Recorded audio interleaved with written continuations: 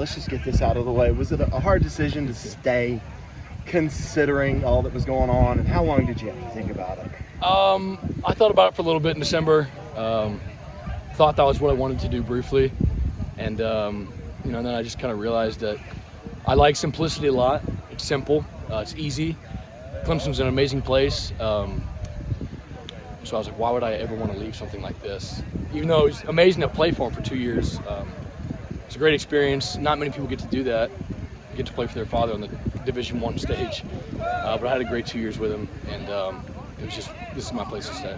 So how different is it having a different coordinator in charge now? So I never thought that I would ever, after I'd already committed to Clemson, I never thought I'd play for anybody else. I was like, all right, I guess I'm playing for my dad. Yeah. And this ended up turning out like it did. And it's been awesome, actually, just to watch Coach West take command, get to really understand his brain and his thinking. And he's actually a really smart dude. So it's been cool. How did you tell your dad, and what did you tell your dad? How did he take it? I'm sorry, I can't hear you.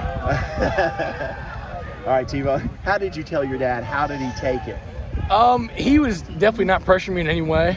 He was just listening to what I had to say and what he thought, or what I thought, and I kind of explained it to him. I like simplicity. He agreed.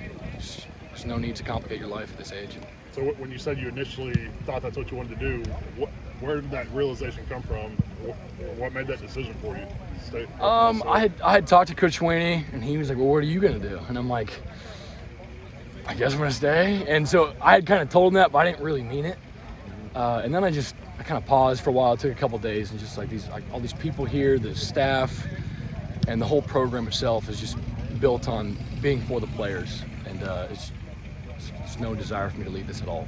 With your dad and family all out there, do you feel like now you're getting a true college experience? Yeah, in a little bit. Yeah, we FaceTime a lot as a family. He was actually just FaceTiming me last night, and with both of our schedules the way it is, it's pretty hard to do that and have the energy to do so, especially with his role now. But he always tries to find a way to make time. It's been good. Yeah, and it's kind of crazy to say this, but last year is considered, maybe somewhat of a down year for Clemson, given how, high Right. Sweeney has gotten the program. And, when you look at the defense, it's obviously one of the strengths of this team this year. What's different, what's better, what's changed on that side of the ball, aside from just, not having your dad there? I would say that we have a lot of younger guys from last year who really stepped up into a leadership role. We did lose a lot of experience with Jamie, Nolan, and Balin. Andrew Booth, of course, Mario. A lot of playing experience with them. But a lot of these young guys we've had this whole spring, especially this whole camp that we've had, just really stepped into a role, really taking it on them to have player-led meetings, to really get the knowledge down in their brain and take command. And who do you think has stepped up the most of these young guys? I wouldn't even single out one guy in the entire defensive line. I'd say all of them. Name one, yes, they've been a leader. They've all done a great job of taking us as a whole defense and bringing us together. We've had some backers step in, be pretty vocal, even though they weren't before, but they've really taken on that role and done so. Jalen Phillips, our veteran safety, he's done a great job taking guys like me, RJ, Makuba under his wing, kind of leading us on. So it's been good to see. For you, how do you see your on-the-field role this year? How do you think Wes and Mickey are going to use you? So we had a lot of exotic packages last year, I'd say, that I played in. And Coach West definitely is not going to shy away from anything exotic. I think he's exotic in his own ways that are different. Not the same packages, but definitely different looks to give offenses, to make them be like, I don't know what we're going to do. And I don't know how exactly my role fits. I just want to be able to understand schemes, understand what he wants to do with our defense, and try to understand it to the best of my ability. See the shoulder brace there. How do you feel physically? Yeah, so I had 2 pec surgeries back in April, I think, something around there. But it's really strengthened it up. I feel really good. With the same pec twice? Yeah, so I had the surgery. I tore it on pro day, bench pressing, being stupid, and then it got infected from the surgery, and so I had to go in 2 weeks later for emergency surgery the day of the spring game. So, but yeah, I was really scared tackling people at first, but I've had my fair share of collisions already, so I'm good. Is the harness just a precautionary thing? Yeah, just so it doesn't go too far. T-bone since you were a little kid? Or when did that I don't start? know where I got that from. My dad called me that just since my first memory. I was T-bone, and so Coach Queenie calls me that, Coach Kahn calls me that, Coach West calls me that. So There's no backstory, like Dad. I don't think so. I don't know.